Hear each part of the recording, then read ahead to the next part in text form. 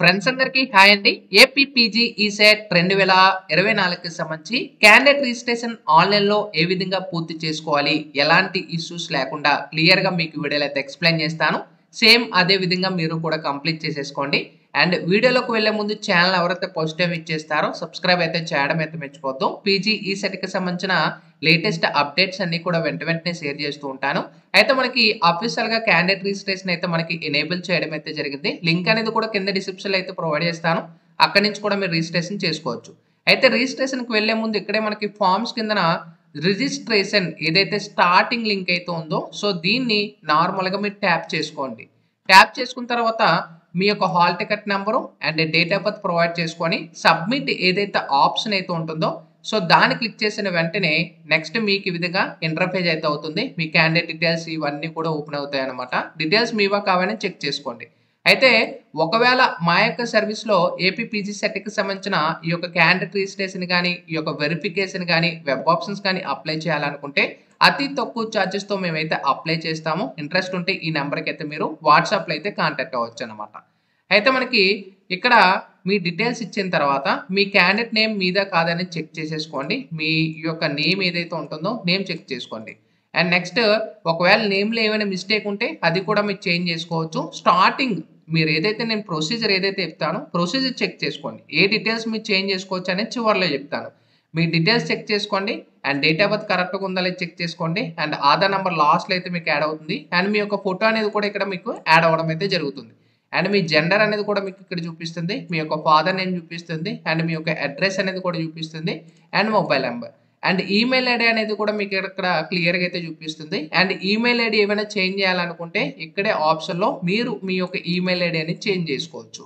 And local area అయితే అడుగుతుంది. మీరు ఆంధ్ర యూనివర్సిటీ ఇక్కడ ఏదైతే ఉంటుందో సో ఇది కూడా మీరు చేంజ్ చేయాలనుకుంటే చివరిలో చేంజ్ చేసుకోవచ్చు అనమాట.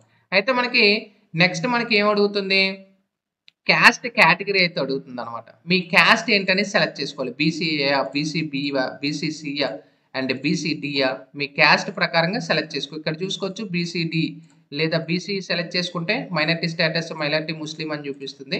అండ్ ఓసీ క్యాండిడేటా లేదా ఎస్సీయా మీ క్యాస్ట్ అనేది మాన్యువల్గా సెలెక్ట్ చేసుకుంటారు.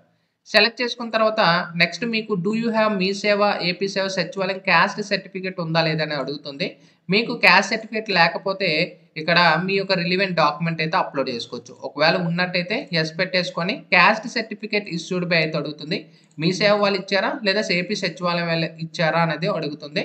సో మీ యొక్క క్యాస్ట్ సర్టిఫికేట్ నెంబర్ ఇచ్చిన తర్వాత మీ డీటెయిల్స్ కానీ వ్యాలిడ్లో ఉంటే ఆటోమేటిక్గా తీసేసుకుంటుంది. ఒకవేళ ఇన్వాలిడ్లో కానీ ఉన్నట్టయితే ఇప్పుడు నేను ఒక డీటెయిల్ ఎంటర్ చేస్తున్నాను.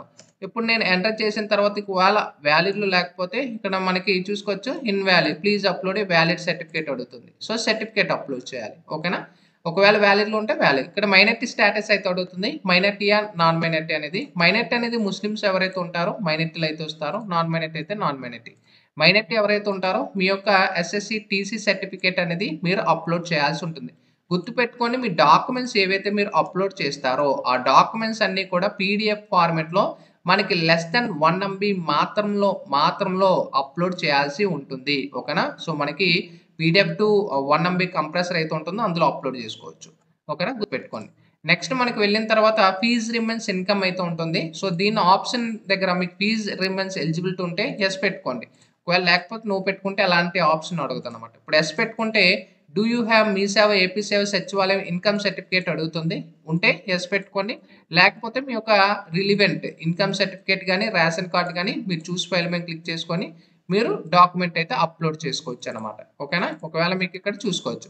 ఇప్పుడు ఎస్ కానీ పెట్టుకుంటే ఇక్కడ ఇన్కమ్ సర్టిఫికేట్ మీ సేవ వాళ్ళు ఇచ్చారు ఏపీ సేవ సచివాలయం అయితే అడుగుతుంది. సర్టిఫికేట్ నెంబర్ అయితే అడుగుతుంది. సో ఒకవేళ వ్యాలీలో ఉన్నది అనుకోండి మీకు డాక్యుమెంట్ అనేది అప్లోడ్ చేయాల్సిన అవసరం లేదని చెప్తుంది. లేకపోతే చూస్ ఫైల్ అనేది అడుగుతుంది. ఓకేనా. వ్యాలిడ్లో ఉంటే తీసుకుంటుంది, లేకపోతే లేదు.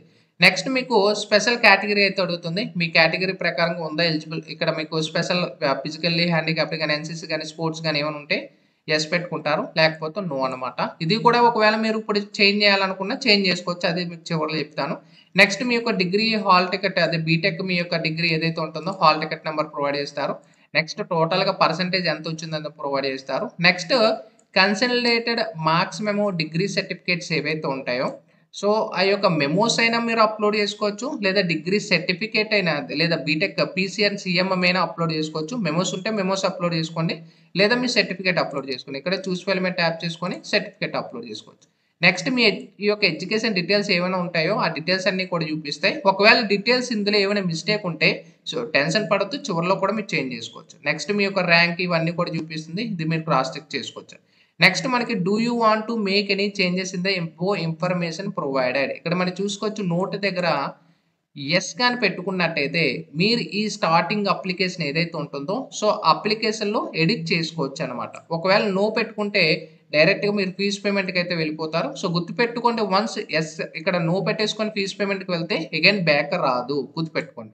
సో మీకు చేంజెస్ ఉంటే ఎస్ పెట్టుకోండి, లేదు నో చేంజెస్ ఉంటే ఇక్కడ ఒక డిక్లరేషన్ ఫామ్ అయితే అడుగుతుంది, డిక్లరేషన్ టిక్ చేసుకొని ఇక్కడ మనం చూసుకోవచ్చు అన్ని కరెక్ట్గా ఉన్నాయని చెప్పి వెరిఫై అండ్ సబ్మిట్ మీద క్లిక్ చేస్తే ఫీజు పేమెంట్ చేసుకోవచ్చు. లేదు ఏమైనా మిస్టేక్స్ ఉంటే ఎస్ పెట్టుకొని డీటెయిల్స్ క్రాస్ చెక్ చేసుకోవచ్చు. ఇప్పుడు నేను ఎస్ పెట్టేసుకొని వెరిఫై సబ్మిట్ మీద క్లిక్ చేస్తున్నాను. నెక్స్ట్ మీకు ఈ విధంగా స్టెప్ 2 అయితే ఓపెన్ అవుతుంది. ఇక్కడ మీకు చూసుకోవచ్చు ఇక్కడ కూడా 1 MBలో అప్లోడ్ చేసుకోవచ్చు అనమాట.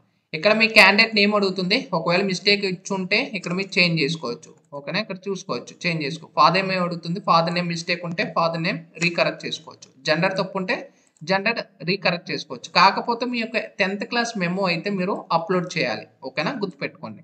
ఎలాంటి మిస్టేక్స్ లేకపోతే అలా వదిలేయచ్చు. నెక్స్ట్ ఈ డీటెయిల్స్ ఏవైతే మనకి ఇక్కడ మనకి డార్క్ కలర్లో అయితే ఉన్నాయో ఇవైతే మీరు చేంజ్ చేయలేరు. నెక్స్ట్ కిందకి వెళ్ళిన తర్వాత స్పెషల్ కేటగిరీ అయితే అడుగుతుంది. మీకు స్పెషల్ కేటగిరీ స్టార్టింగ్లో చెప్పానుగా చేంజ్ చేసుకోవచ్చు అనేది. ఒకవేళ ఉంటే ఎస్ పెట్టుకొని డాక్యుమెంట్ ఇక్కడ సర్టిఫికేట్ అప్లోడ్ చేస్తారు, లేకపోతే నో. ఎన్సీసీ ఉంటే ఎస్, లేకపోతే నో అనమాట. స్పోర్ట్స్ అండ్ గేమ్స్ ఉంటే ఎస్ అని, లేకపోతే నో అనమాట. అండ్ చిల్డ్రన్ ఆర్మర్ పర్సన్ ఉంటే ఎస్ అని, లేకపోతే నో. స్కౌట్స్ అండ్ గైడ్స్ ఉంటే ఎస్ అని, లేకపోతే నో. నెక్స్ట్ మీ యొక్క ఎడ్యుకేషన్ డీటెయిల్స్ ఏమైనా మిస్టేక్ ఇచ్చుంటే టిక్ మార్క్ పెట్టుకొని మీరు ఏదైతే డీటెయిల్స్ ఇచ్చుంటారో అది రీకరెక్ట్ అనేది చేసుకోవచ్చు. అండ్ స్టేట్ అనేది కూడా చేంజ్ చేసుకోవచ్చు అనమాట. ఓకేనా, సో ఇక్కడ చూసుకోవచ్చు. కాకపోతే అప్లోడ్ సర్టిఫికేట్ దగ్గర మీ యొక్క స్టడీ సర్టిఫికేట్ అనేది అప్లోడ్ చేయండి. ఓకేనా, లేదా మీ యొక్క మెమో ఏదైతే ఉంటుందో మెమో అప్లోడ్ చేసినా పర్లేదు, పలానా సర్టిఫికేట్ ప్రూఫ్ కింద మీరు అప్లోడ్ చేయాలి. లేకపోతే టిక్ మార్క్ తీసేస్తే same as it is save అయిపోతుంది. ఒకవేళ మీరు ఏమైనా బీటెక్ కానీ, బీటెక్ సెకండ్ ఇయర్ కానీ, లేదా ఇంటర్ మిస్టేక్ ఇచ్చినా, లేదా 10th క్లాస్ నేమ్ మిస్టేక్ ఇచ్చినా ఇవన్నీ కూడా మీరు రీకరెక్ట్ చేసుకోవచ్చు. ఇక్కడ నేమ్ రీకరెక్ట్ చేసుకోవచ్చు, స్టేట్ రీకరెక్ట్ చేసుకోవచ్చు. ఓకేనా, అండ్ డిస్ట్రిక్ట్ రీకరెక్ట్ చేసుకోవచ్చు. కాకపోతే డాక్యుమెంట్స్ అప్లోడ్ చేయాలి, లేకపోతే టిక్ మార్క్ తీసేస్తే ఆటోమేటిక్గా ఉంటుంది. నెక్స్ట్ మీ జెండర్ రీజన్ అయితే అడుగుతుంది, ఆటోమేటిక్గా వస్తుంది. ఒకవేళ రాకపోతే గెట్ రీజన్ మీద క్లిక్ చేస్తే ఆటోమేటిక్గా రీజన్ అనేది కూడా రావడం అవుతుంది. ఇంకా నెక్స్ట్ మనకి డిక్లరేషన్ ఫామ్ ఏదైతే ఉంటుందో సో దాన్ని టిక్ మార్క్ చేసుకొని సబ్మిట్ మీద క్లిక్ చేసుకుంటే బ్యాక్ వెళ్ళే ప్రసక్తి లేదు. చాలా మటుకు ఇష్యూస్ అయితే ఫేస్ అవుతుంది కాబట్టి ముందు వెనకాల ఆలోచించుకొని టైం తీసుకొని ఓకే చేసుకోండి. ఇప్పుడు నాకు ఎలాంటి మిస్టేక్ లేదు, ఓకే మీద క్లిక్ చేస్తున్నాను. ఇక్కడ చూసుకోవచ్చు మనకి ఎవరైతే బీసీ కానీ ఓసీ వాళ్ళకైతే 1000 రూపీస్ ఉంటుంది. అండ్ బ్యాంక్ ఛార్జెస్ ఉంటాయి. ఇక్కడ ఛార్జెస్ చూసుకోవచ్చు కదా, ఛార్జెస్ ఆ యొక్క బ్యాంక్ ప్రకారంగా ఉంటాయి. డెబిట్ కార్డ్ అయితే 11, ఇక్కడ 11 రూపీస్, ఇలా బ్యాంక్ ఛార్జెస్ అయితే ఉంటాయి. మీరు క్రెడిట్ కార్డ్ అంటే ఇంత ఛార్జెస్ అయితే ఉంటాయి. ఒకవేళ ఎస్సీ ఎస్టీ వాళ్ళకైతే 500 రూపీస్ అనేది ఉంటుందండి, దాంతో పాటు ఛార్జెస్. ఇక్కడ టిక్ మార్క్ యాక్సెప్ట్ చేసేసుకొని పే నౌ. ఓకేనా, పే నౌ మీద క్లిక్ చేస్తే పేమెంట్ గేట్వేకి అయితే వెళ్తుంది. ఓకేనా, ఇప్పుడు చూసుకోవచ్చు పేమెంట్ గేట్వే చేసేటప్పుడు నిదానంగా చేయండి, వర్రీ పడద్దు, టైం తీసుకొని చేయండి. ఒక్కొక్కసారి ఓపెన్ అవ్వకపోవచ్చు, అగైన్ బ్యాక్ వెళ్ళి చెక్ చేసుకోండి. డెబిట్ కార్డ్ మీద సెలెక్ట్ చేస్తున్నారు, నేను డెబిట్ కార్డ్ సెలెక్ట్ చేసుకున్న కార్డ్ డెబిట్ కార్డ్. మీరు ఇంటర్నెట్ పై ఏ కార్డు మీరు సెలెక్ట్ చేసుకుంటే ఆ కార్డ్ నెంబర్, నేను ప్రెజెంట్ నా యొక్క కార్డ్ నెంబర్ అయితే ఇస్తున్నాను, నా యొక్క ఎక్స్పైరీ డేటు, అండ్ తర్వాత సివి కార్డ్ బ్యాక్ తిప్పితే సివివి. ఇక్కడ పే అని ఉంది కదా, దీని మీద క్లిక్ చేస్తారు. క్లిక్ చేసిన తర్వాత మీకు 1 టైం పాస్వర్డ్ అనేది వస్తుంది. ఏదైతే లింక్ అప్ అయ్యి ఉందో దానికి 1 టైం పాస్వర్డ్ అనేది వస్తుంది. ఓకేనా, మీ మొబైల్ ఒకసారి చెక్ చేసుకోండి.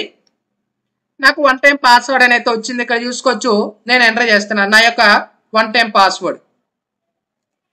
సబ్మిట్ అనే ఆప్షన్ ఉంటుంది, టిక్ మార్క్. ఇప్పుడు పేమెంట్ గేట్వే రీఫ్రెష్, ఈ టైంలో ఎలాంటిది కూడా బ్యాక్ అయితే క్లిక్ చేయొద్దు. ఇప్పుడు చూసుకోవచ్చు పేమెంట్ అయిపోయింది, చూసుకున్నారా, పేమెంట్ అయిపోయింది. టైమింగ్ చూసుకోవచ్చు. ఇది ప్రింట్ తీసుకొని పక్కన పెట్టుకోండి. ప్రింట్ అనేది తీసుకొని పక్కన సేవ్ చేసుకోండి. ప్రింట్ అని చేసుకొని ఇది మీరు సేవ్ చేసుకొని పక్కన పెట్టుకోండి. ఓకేనా, అయిపోయింది. ఇప్పుడుతో నాకు క్యాండిడేట్ రిజిస్ట్రేషన్ కంప్లీట్ అయిపోయింది. అండ్ అయిపోయిన తర్వాత వెంటనే వర్రీ పడద్దు. ఓకేనా, పేమెంట్ అయిపోయింది, పేమెంట్ అయిందో లేదో ఇప్పుడు బ్యాక్ వెళ్ళి హోమ్లోకి వెళ్ళి నో యువర్ పేమెంట్ స్టేటస్, ఇక్కడ చూసుకోవచ్చు. నో యువర్ పేమెంట్ స్టేటస్ దగ్గర మీ యొక్క hall ticket, date of birth. ఇప్పుడు నేను హాల్ టికెట్ నెంబర్ అయితే ఎంటర్ చేస్తున్నాను, నా స్టేటస్ తెలుసుకోవడానికి. ఇప్పుడు నేను ఏదైతే పేమెంట్ చేశానో అండ్ ఇక డేట్ ఆఫ్ బర్త్ కూడా అడుగుతుంది. 05